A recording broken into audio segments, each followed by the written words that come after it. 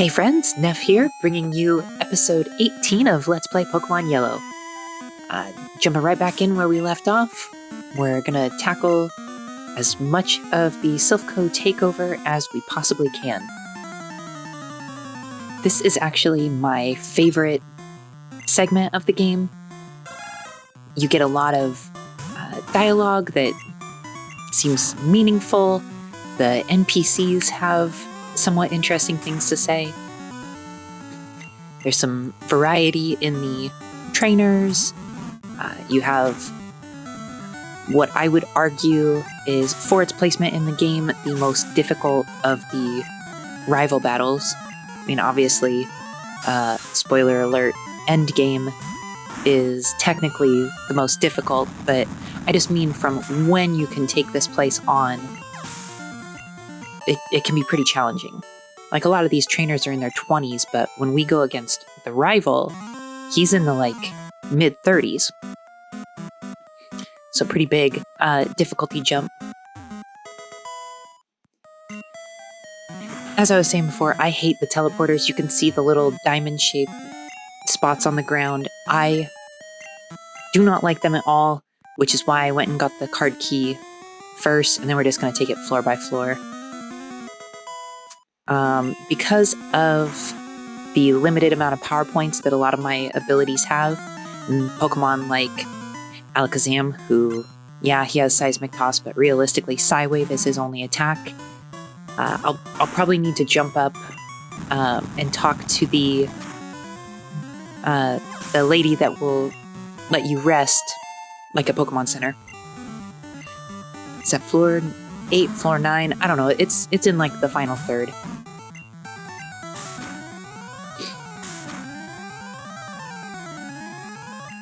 Ooh, got to paralyze. I do realize, after I recorded this, and so my process, I play through an area, and then I find if there's anything noteworthy, and then I go back and I record it. But I find that on my second round through on a lot of these fights, I forget that I have the Pokeflute half the time when I use rest. So, my bad. But it does definitely make rest a better move on the go.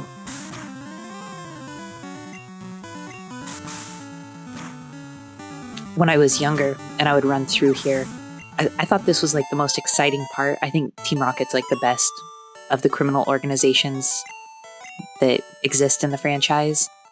And this really cements it. Yeah, what evil corporation wouldn't want to take over the company that produces TMs and working on the Master Ball that can capture any Pokemon? That makes so much sense. It's a lot better than in Gen 3 where they're oh, I want more water, or oh, I want more land. That's ridiculous. Giovanni, though, he's got a plan.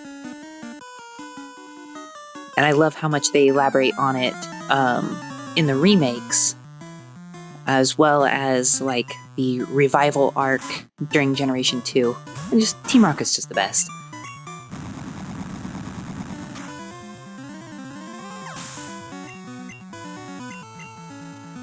I feel like the anime really missed out on... They could have stretched this particular part out into at least 2 episodes easily. This is Team Rocket's biggest, most successful heist. Yeah, they were messing around in the Pokemon Tower. They're trying to catch the rare Marowaks or some nonsense like that. But that's small time compared to this. This is a corporate takeover by a criminal organization.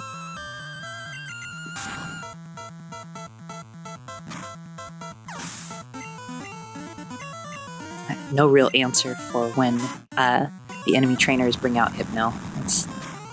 That one's kind of tough.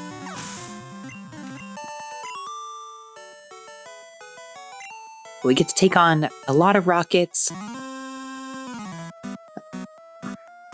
Some of them have interesting dialogue when you talk to them again. after you've beaten them, but I don't do a lot of that. Like, this segment already is a half of one episode and all of this one, and it's going to be, I mean, at least a half of another episode, unless I'm underestimating how many more matches I have after this. Fun fact, the scientist, is this the fight where it happens? This might be it. Yeah, thank you, Electrode, for just self-destructing on my Gengar for no reason before I get to do anything. That was exciting. What was I saying? Yeah, the scientist. When I was younger, I didn't realize that his sprite, or just, the image that they use for him, is his legs spread apart. I just thought he had like a comedically large necktie hanging down, and it was like a pattern that I didn't understand. I don't know, but it's just like part of his tail coat sticking out.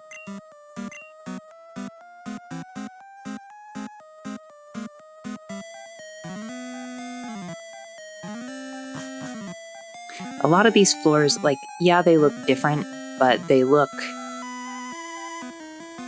very samely different, if that makes sense. So as I always say, since I record it on my second run through, it actually confuses me more to try and memorize the floor layouts. So I'm sorry for the long path to the trainers periodically. Even though the second run is supposed to be more streamlined. The items are placed really in awkward places in this dungeon. I was building. It's a dungeon. It's a dungeon with no random encounters.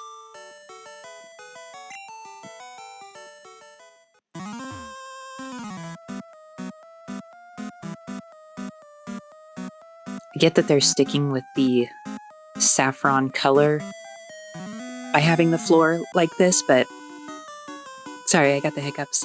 But all I see is yellow and white checkered floors, which to me is not very office-y, even for the late 90s.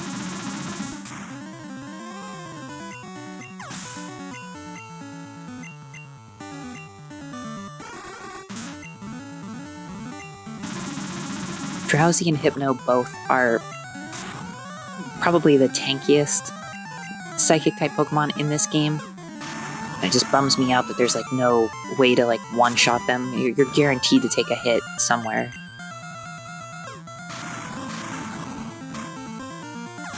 Obviously no match for Alakazam, but still, it speeds things up a lot when you can one-shot your opponents.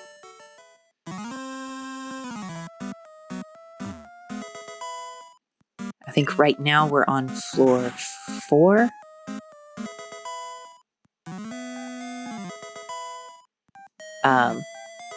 But other than this little area here, Max Revive, we'll hold on to that till probably the Elite Four.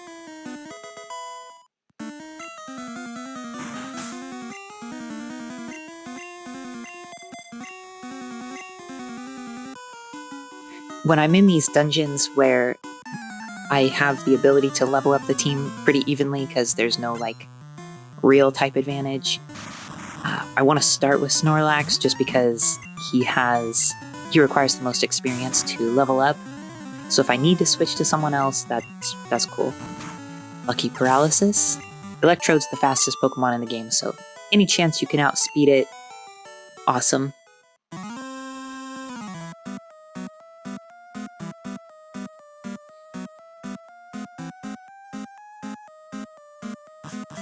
I considered taking now we were on floor 4 because this is floor 5 where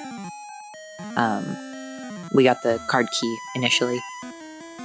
I considered, at this point right here, taking the teleporter on, I think it's the 3rd floor, because it puts us right in front of our rival for the battle, because after that, we'll get Lapras, and I could start leveling up Lapras. But there's better places for me to do that. After I get Lapras, we'll do switch training on like Sickling Road or something.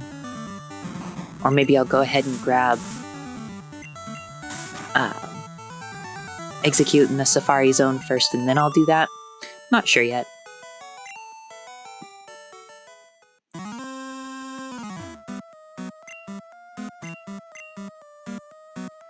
Pokemon Lab created Porygon, the first virtual reality Pokemon. Porygon is and always will be probably my favorite evolutionary line.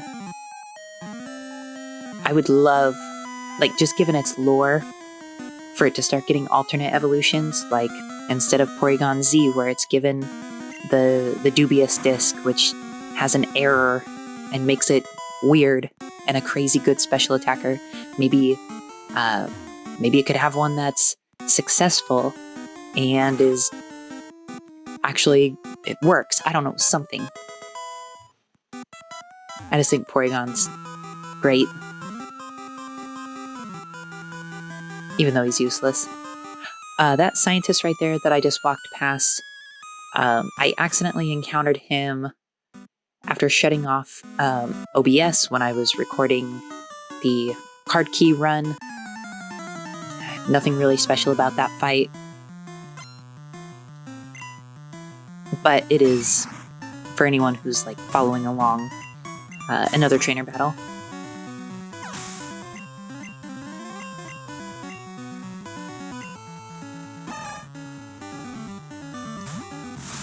Now Machoke probably... See, I need to switch my moves around because I was clicking the button too fast and I accidentally hit recover instead of Psybeam. I think Machoke knows Low Kick, and Snorlax is one of the heaviest Pokemon in the game, so it does a lot of super effective damage plus the same type attack bonus. So we have a coward and a chick calling him out for it. She ain't having his nonsense.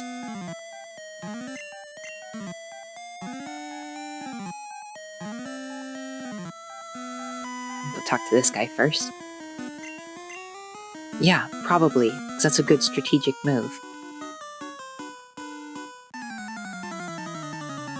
That dialogue there, you dare betray Team Rocket? Am I really betraying you? I already didn't join you on Nugget Bridge, and I already stopped your plans at the casino and at Pokemon Tower. It's not really a betrayal, I just don't want you to do it.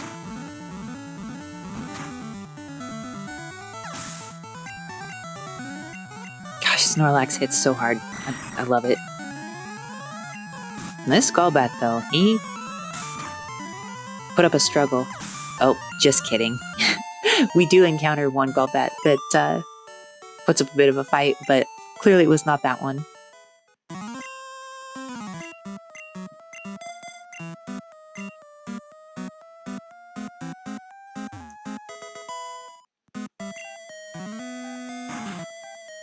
I will have to use like my HP up and my Carbos and everything pretty soon because I know my inventory is starting to fill up with all these different items. This dungeon has some pretty good TMs. It's got the TM for Swords Dance and Earthquake, which are both really great. So the scientist talks about being transferred to the Tixie branch. I'm sure I'm butchering that pronunciation. That's like in Russia, like it's a real world location. Kind of like when they call Lieutenant Surge the Lightning American. I don't know, it's weird to think that any of this takes place in our world. But there's several references. Once we get to Cinnabar, the Pokemon Mansion has references to real-world locations, too. Super weird.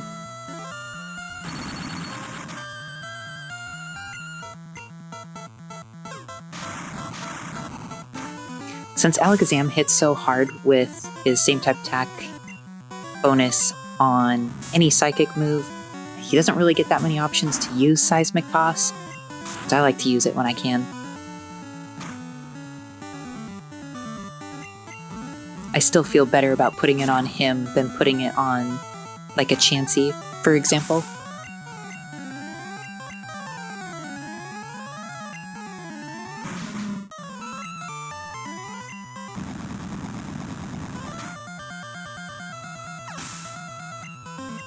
Goodbye, coughing.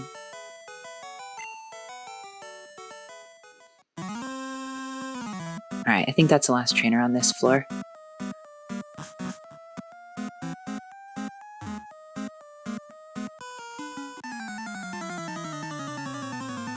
Oh yeah, there's the 4 Rocket Brothers, and they're no better than any of the other trainers here, but, you know, just, again, more dialogue that relates to other dialogue. It's nice to see, and you don't really see it a lot in the game, besides here.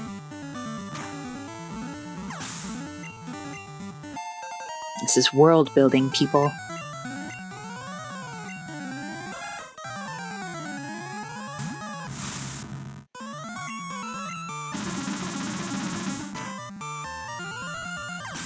Yeah, take him down. Alright, another quick match.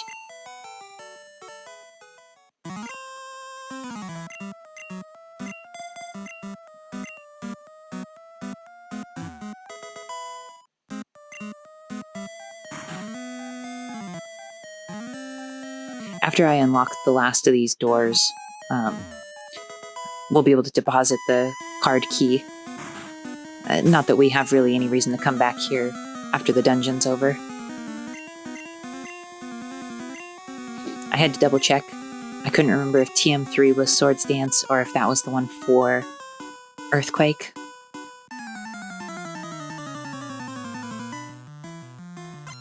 Here's another Rocket member referencing us being a child intruder.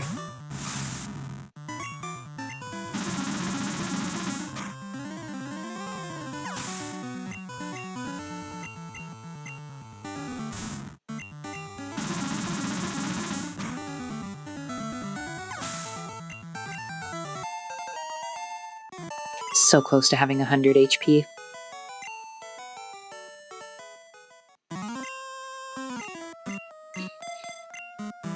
Now, because I got the card key, I can actually open all of these, and there's really only one teleporter that I'll need to use, and that is the one that leads me to the battle against the rival.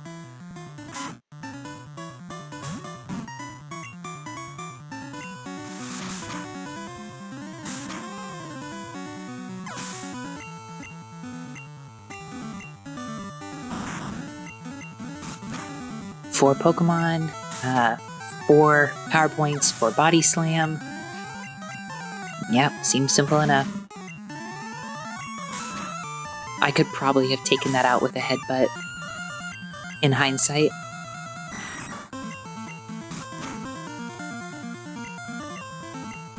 Oh yeah, this is the Golbat that puts in some work and works over my Snorlax.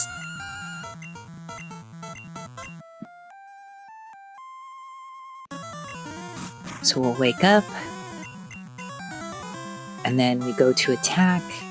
I forgot that I was confused. I thought Headbutt could do it, and it's probably within damage range, but takes him down real low. And then he screeches, and then I hit myself with a physical attack, of course, so takes a little extra damage there. And then he just wastes his turn. So Alakazam comes in for cleanup. But yeah, if you get unlucky with confusion, it can be really bad.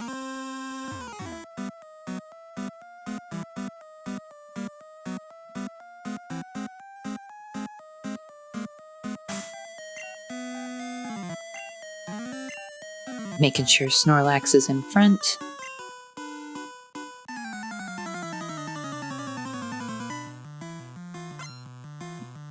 Can you see it? Can you see how that would look like a bow tie?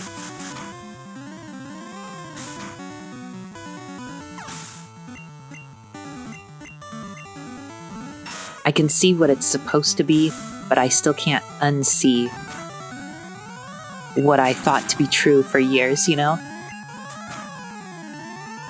One of the cool things about rest is it puts you to sleep, which overrides whatever your status effect is. So if you're paralyzed or if you are poisoned, even toxic, rest will get rid of it. Now, I won't be able to use the polka flute in Stadium, which is a bummer, but rest is still a really good move because Snorlax is such a tanky Pokemon. He'll be able to take some hits for sure. I should have opened this door when I was taking on the trainer here. You came to save me? You can't! Well, you're not doing anything. Yep, reference the Master Ball. Alright, I'm gonna go up the next floor, and I'll see you in the next episode.